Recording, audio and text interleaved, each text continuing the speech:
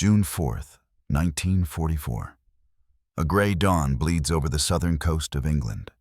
Wind howls across a maze of canvas and rubber. Dozens of tanks, trucks, and landing craft. Silent, motionless, waiting. Private Jack Ellison of the U.S. 23rd Headquarters. Special Troops cups his hands to light a cigarette, glancing at the rows of inflatable Sherman tanks that stretch into the mist. Each one is painted with oil and mud, perfectly weathered to fool an enemy pilot's lens. Hard to believe, he mutters, exhaling smoke. A whole damn army, and not one of them real. From above, the deception is flawless. RAF reconnaissance flights sweep the sky, taking photos for confirmation. To any German observer, whether through binoculars across the channel or a Luftwaffe camera, it looks like the Allies are massing for an invasion near Dover, the narrowest point between Britain and France. But this is no ordinary army. It's a ghost. And its purpose is not to fight, but to lie. Across southern England, a theater of illusion has been built on a scale never before imagined. Dummy aircraft dot airfields in Kent, fake landing craft line estuaries in the Thames. Entire radio networks hum with artificial chatter, coded transmissions mimicking the rhythm of a real invasion force. Each message, every decoy, carefully scripted by British and American intelligence to lure Hitler into a trap. Behind the curtain of this phantom army lies Operation Fortitude, part of the larger deception plan known as Operation Bodyguard. Its architects, men like Colonel David Strangeways and General Frederick Morgan, understood one truth. D-Day's success depended not just on surprise, but on belief. The Germans must believe the main invasion would strike not at Normandy, but at Calais, and so the Allies invented an army to prove it. They called it the 1st U.S. Army Group, FUSAG. Under the command of one man, the Germans feared and respected above all others, General George S. Patton. Though Patton had been quietly sidelined after slapping a soldier in Sicily, to German intelligence he remained the Allies' deadliest weapon. His reputation for aggression, his speed, his fury, they made him the perfect phantom commander. As the Channel Wine screamed that June morning, Patton himself toured Dover's coast, playing his role with theatrical precision. He was the living anchor of the Ghost Fleet, a visible sign that the Allies' main force gathered opposite Calais. And in Berlin, that's exactly what they wanted Hitler to believe. The Japanese naval attaché in Berlin, Captain Hideo Hori, recorded in his diary that the Germans remain convinced the invasion will strike at Calais. Tokyo's admirals, studying the intelligence flowing through diplomatic channels, nodded in agreement. They trusted the Reich's assessment. The Allies would land where the channel was narrowest, where logistics made sense. They were wrong, deadly wrong. By June 6th, 1944, when Allied landing craft thundered through the rough surf toward Normandy's beaches, the Ghost Fleet still haunted Dover's waters. The deception was working. German panzer divisions, Hitler's armored fist, stayed frozen near Calais, awaiting the real invasion that never came. But the Japanese wouldn't realize how completely their Axis partners had been deceived until months later.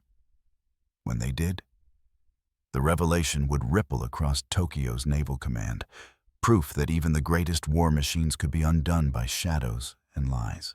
The story of that Ghost Fleet begins not with D-Day itself, but with the men who built an entire army from air, radio waves, and imagination, and who, in doing so, reshaped the fate of the Second World War. January 1944. London, England. The rain beat steadily against the windows of a nondescript brick building on St. James's Square, headquarters of the London Controlling Section, known only to a select few within the Allied command structure. Inside, under the dim light of desk lamps, maps of Europe sprawled across every wall. Colored pins marked troop movements, shipping routes, and, most crucially, the web of lies that would become Operation Bodyguard. Colonel John Bevan, the head of the LCS, leaned over a map of northern France, his voice low and deliberate. "Gentlemen, if we can convince Berlin that the invasion will strike at Calais, we might win this war before it truly begins." Opposite him, a sharp-eyed Scotsman, Colonel David Strangeways of the British 21st Army Group, adjusted his glasses. "Then we'll give them Calais, an entire army's worth." From that exchange, the seed of Operation Fortitude was born, split into two prongs. Fortitude North, aimed at convincing the Germans that an attack would come from Scotland toward Norway, and Fortitude South, the far more daring illusion centered on Calais. To carry out the deception, the Allies enlisted minds as unorthodox as their mission. Stage designers, artists, radio engineers, and intelligence officers collaborated to turn imagination into military strategy.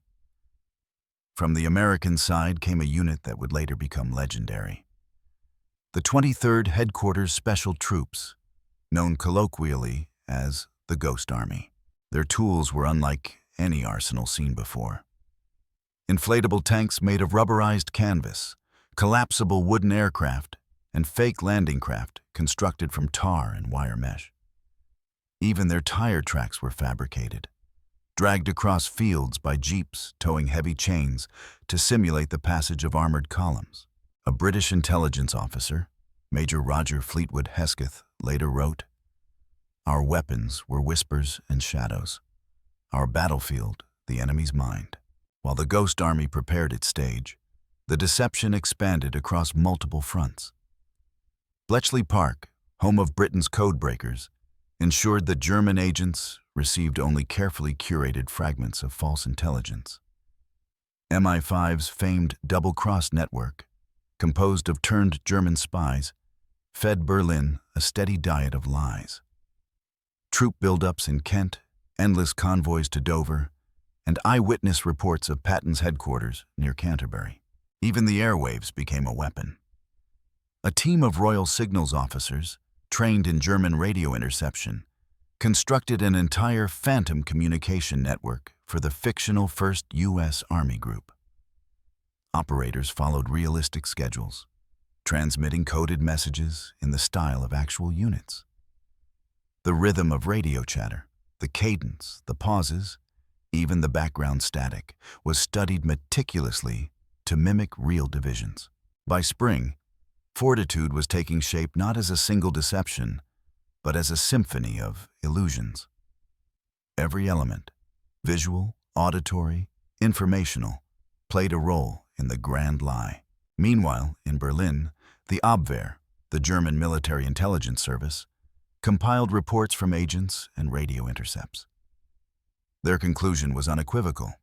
The Allies would attack at Calais. Hitler himself believed it. He had long insisted that Calais, the closest point to England, must be the invasion site. The terrain was flatter, the ports better suited to logistics. Logic was on his side, so when intelligence confirmed his bias, he embraced it without question. In a dimly lit situation room beneath the Reich Chancellery, maps of Western Europe covered the walls. Hitler traced his finger along the French coastline, stopping at Calais.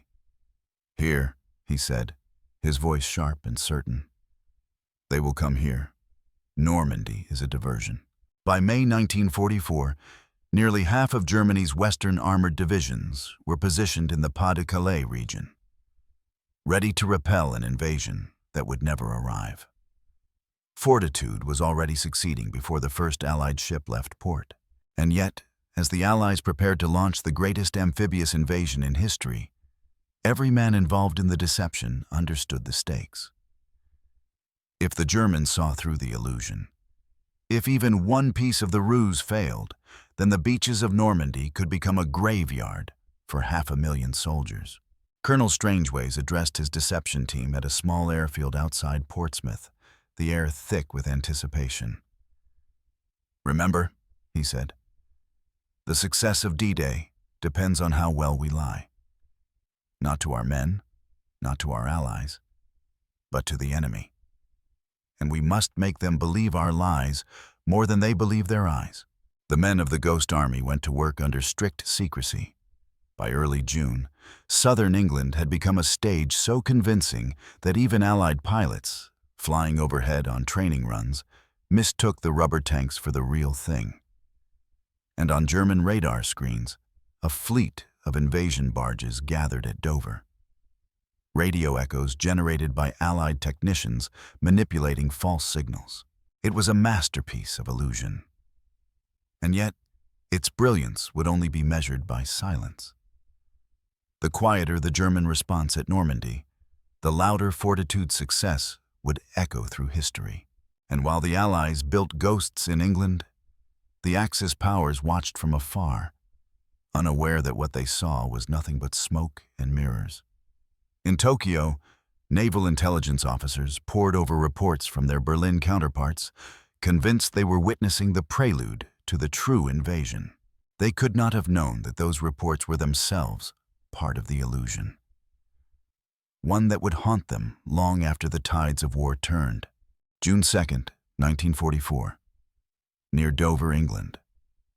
The Channel winds carried the scent of oil and salt through the makeshift encampment of the 1st U.S. Army Group. Inflatable tanks lined the hedgerows, their rubber hulls glistening under a thin drizzle. Plywood trucks stood in rows, painted with careful imperfections. Rust streaks, mud splatter, dents, each a deliberate stroke in an artist's illusion.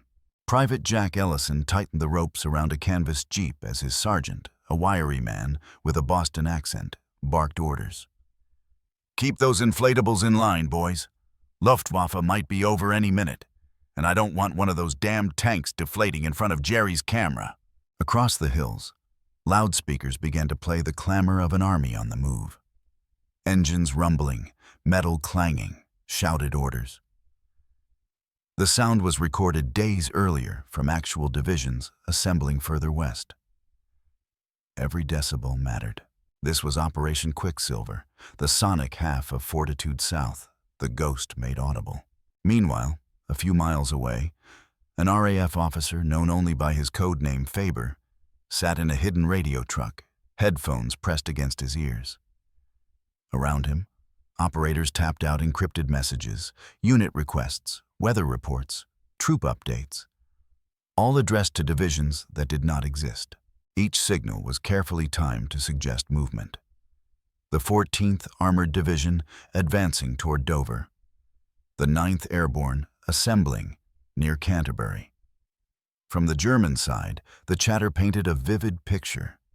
Patton's mighty army preparing for a cross-channel assault straight at Calais, and the Germans bought it. From occupied France, German intercept stations recorded the transmissions.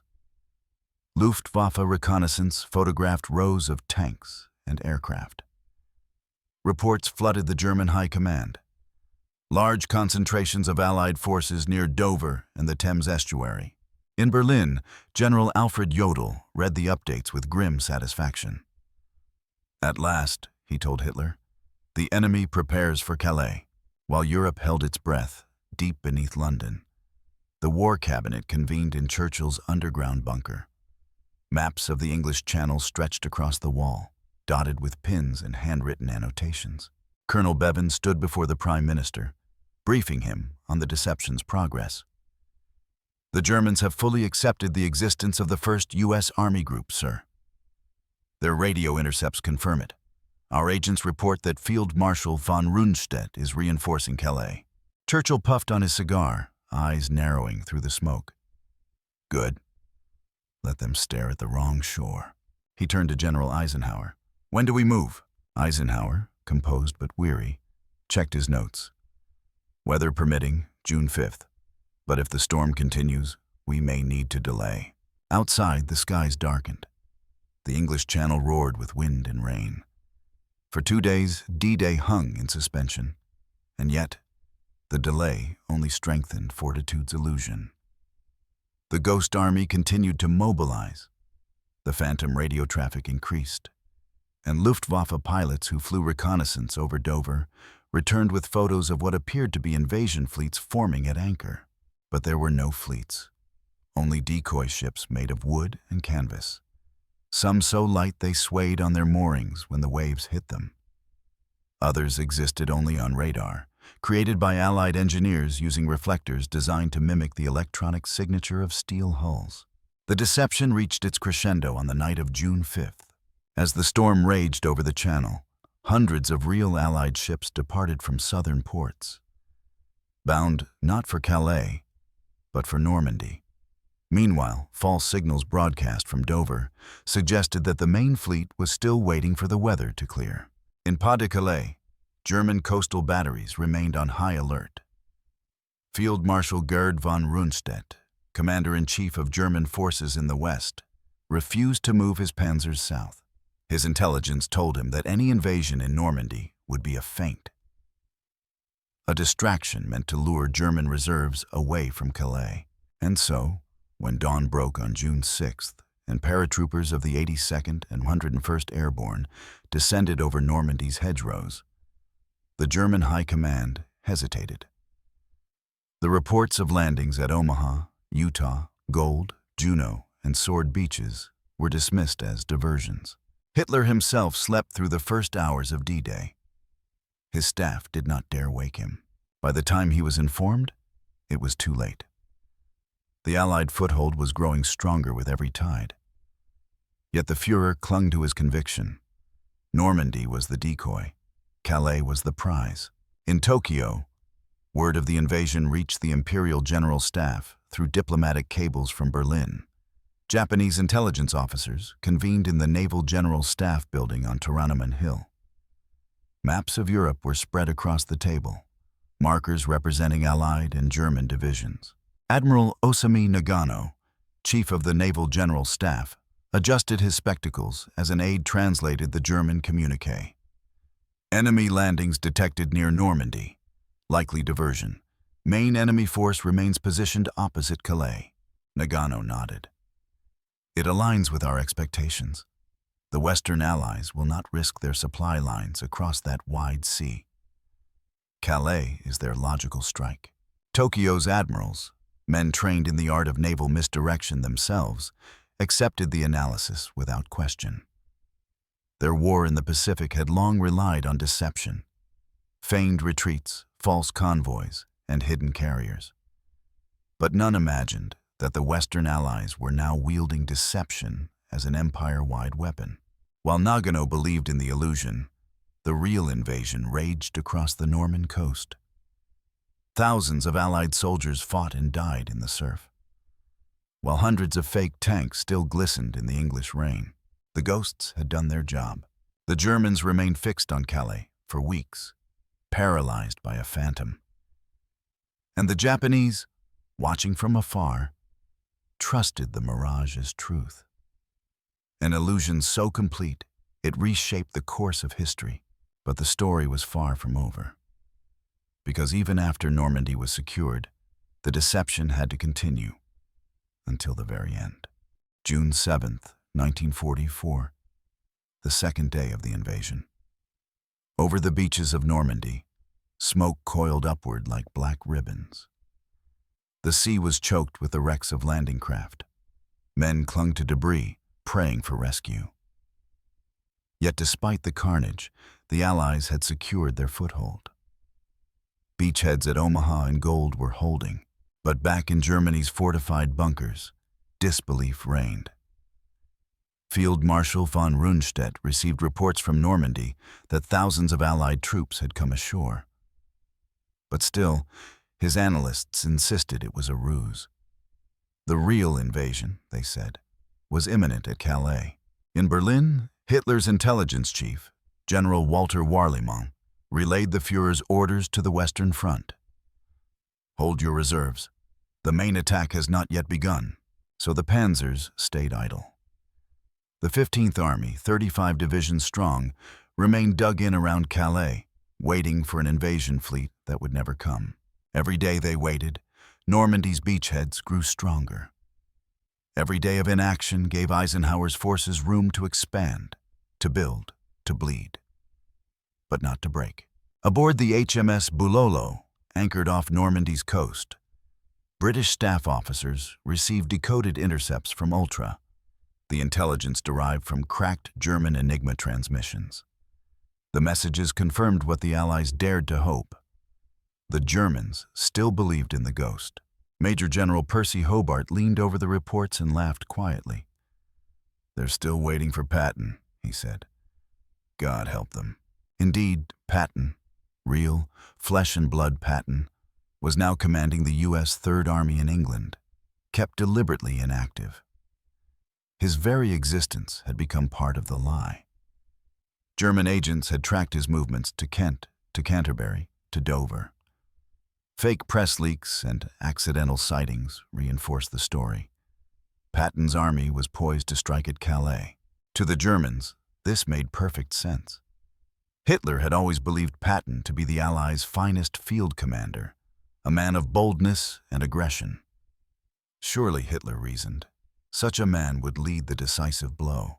And so, even as the Allies poured men and supplies into Normandy, the Germans waited for the real battle to begin. For weeks, reconnaissance aircraft flew over Dover and the Thames estuary, reporting constant activity. They saw the same rubber tanks, the same dummy ships, still intact, still convincing. The Allies maintained the illusion with ruthless precision. When Luftwaffe bombers approached, anti-aircraft guns fired blanks to imitate active defense. Dummy fires burned at night to simulate cooking tents and vehicle maintenance. Engineers even inflated new tanks every few days to replace those damaged by weather or stray shells. Behind the curtain, Operation Fortitude continued to hum like a well-tuned machine.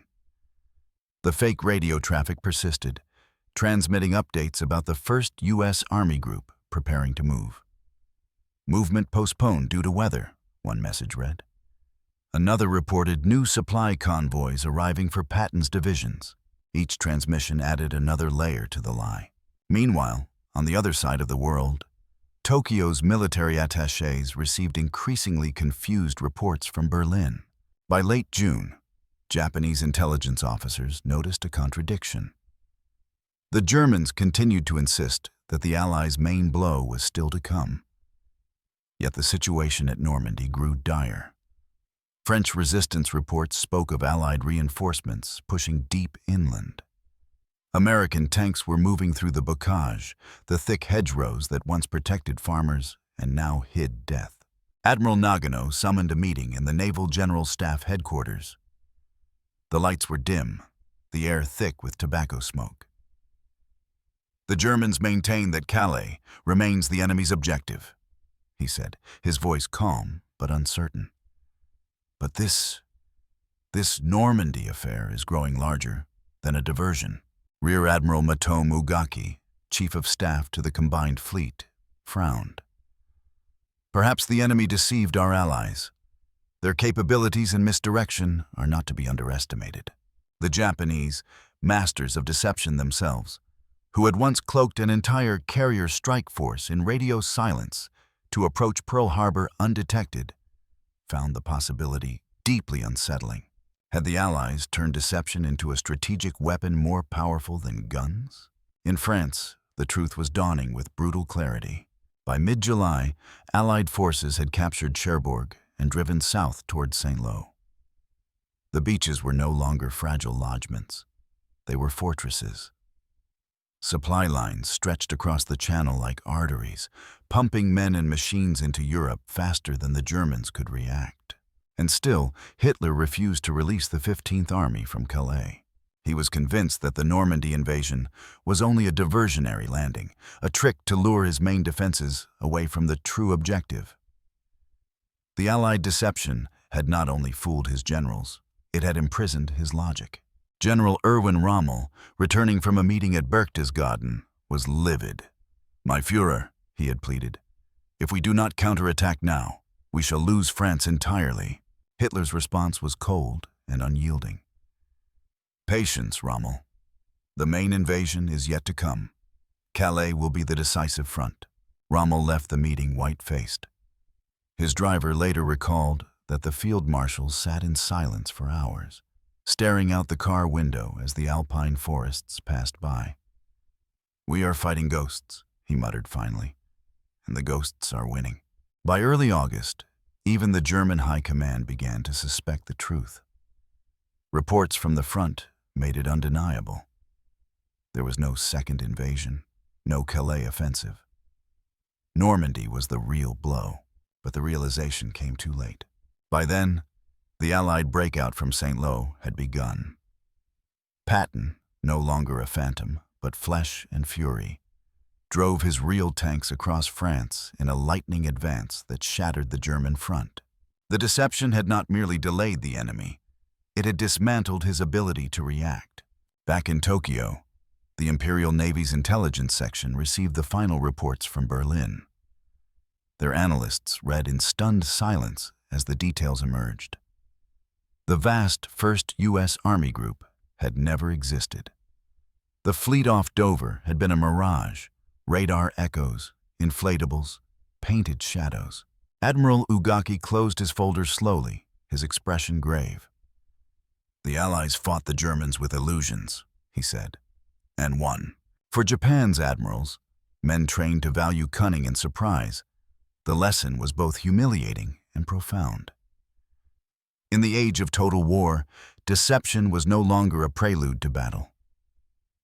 It was the battle. The ghosts of Dover had changed everything. August 25th, 1944. Paris. The bells of Notre Dame rang as the French capital erupted in celebration. Crowds filled the boulevards, waving tricolor flags, shouting, "Vive la France!" Allied convoys rolled through the streets, dusty, exhausted, and triumphant. The liberation of Paris had come far sooner than even Eisenhower's staff dared hope. But in a dimly lit radio room in Berlin, the mood was apocalyptic. Reports from the Western Front streamed in. Patton's Third Army had reached the Seine. The German 15th Army, still entrenched around Calais, found itself encircled and useless, guarding against an invasion that had never existed. A clerk burst into the Situation Room, eyes wide. "Herr General, the Allies are across the Seine." Colonel General Alfred Jodl slammed his fist against the table. "Where is Rundstedt? Why didn't we move the Panzer divisions when we had the chance?" No one answered. Because the truth was unspeakable. They hadn't moved because they believed the lie. The Phantom Army, the inflatable tanks, the wooden aircraft, the false convoys, had immobilized the Wehrmacht's most powerful units for over 6 crucial weeks. Fortitude had bought the Allies time to transform a precarious beachhead into an unstoppable advance. By the time the Germans understood, the war in the West was lost. In Tokyo, the shock was equally profound. September 1944. The Naval General Staff convened for an emergency meeting in the underground war room beneath the Imperial Palace. Maps of Europe covered the walls, now dotted with Allied flags. Admiral Osami Nagano spoke first, his voice quiet but edged with disbelief. "We have confirmed from Berlin. Calais was a phantom. The invasion at Normandy was the true offensive all along." Admiral Ugaki, his hands clasped behind his back, paced slowly. "How?" he asked. "How could they have sustained a deception of such scale? For weeks, for months?" A young intelligence officer, Lieutenant Commander Kunitomo, stepped forward. "Sir, the Allies appear to have created entire divisions that never existed. They built fake camps, simulated radio networks, even used dummy ships to deceive German radar." He hesitated. "And they placed General Patton in command of this phantom force." A murmur spread through the room. Patton's name was known even in Tokyo. His lightning campaigns in North Africa and Sicily had been studied in their academies. To learn that he had been used as a decoy stunned them. Ugaki exhaled slowly. They used a man's reputation as a weapon. Nagano nodded. And it worked better than any fleet. Silence followed. For Japan's naval leaders, men who had once prided themselves on strategic deception, from the feigned retreat at Midway to the false radio traffic of Operation Kido Butai, this was a bitter realization.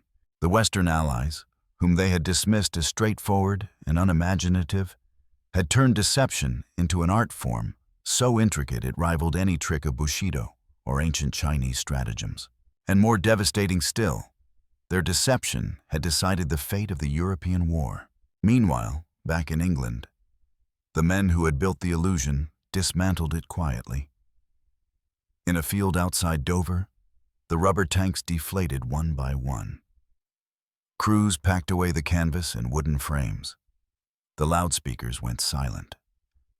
The fake radio operators, who had spent months sending ghost messages into the ether, finally switched off their transmitters. Private Jack Ellison, the young soldier who had tended the inflatables since spring, watched as the last of the ghost army vanished into the back of a truck. "Hard to believe we fooled the whole damn Reich," he said to his sergeant. The sergeant grinned. "We didn't just fool 'em, kid. We bought every man on those beaches a chance to live." Across the channel, Normandy's fields were littered with the remains of real war. Burned-out tanks, shattered gliders, the wreckage of liberation. The ghosts of Dover had played their part, unseen and unheard, but vital all the same. Operation Fortitude was soon classified. For decades, the details remained locked away in military archives. Even many of the soldiers who had built the decoys never knew the full scale of the deception they'd been part of. When the war finally ended in 1945, the Allies' secrets began to trickle out, first in whispers, then in memoirs. British intelligence officer Ewan Montague, one of Fortitude's architects, later wrote, "It was a battle fought not with bullets, but with belief. And belief, once captured, is a far more enduring victory." In post-war Japan, former naval officers studied the operation with astonishment. One retired admiral reportedly remarked, "We understood the sea, the air, and the sword, but not the shadow. The Americans have learned to fight with shadows." To them, Operation Fortitude represented a new kind of warfare, a realm where illusion and intelligence could outmaneuver brute force. And yet, the irony lingered. The Japanese themselves had mastered misdirection at sea, concealing fleets behind weather fronts, transmitting fake coordinates to confuse the enemy. But while their deceptions served individual battles, the Allies had expanded the concept to an entire theater of war. Fortitude was not just a trick, it was a philosophy. Years later, when Allied archives were declassified, historians would call Operation Fortitude the most successful deception in military history. It had convinced Hitler to hold back 150,000 troops and 22 panzer divisions from the Normandy front. It prolonged the enemy's confusion for nearly 2 months and ensured the Allies could secure France with far fewer losses than expected. Even the Japanese historians, writing after the war, acknowledged the genius of it. One analysis published by the National Institute for Defense Studies in Tokyo described it simply: "The Western Allies achieved victory not through overwhelming strength alone, but by mastering the invisible battlefield, the mind of the enemy." In the end, the Ghost Fleet off Dover had never fired a shot, but it might as well have sunk 1,000 ships. Its power lay not in destruction, but in persuasion. The Japanese admirals, who once viewed war as a contest of steel and honor, were forced to confront a humbling truth. In the age of total war, even admirals could be fooled by ghosts. On a foggy morning in 1946, long after the guns fell silent, a British farmer discovered a deflated Sherman tank half buried in a hedgerow near Dover. The rubber was torn, the paint faded, the once proud illusion reduced to a husk.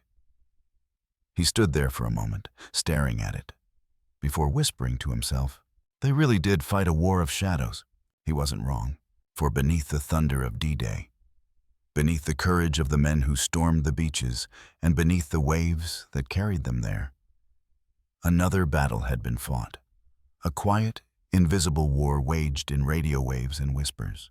And when it ended, the victors had names not etched in stone or carved in metals, but written in silence. Those who made the enemy see what wasn't there and believe it until it was too late. The ghosts of Fortitude would never march in parades. But they had already changed the course of history.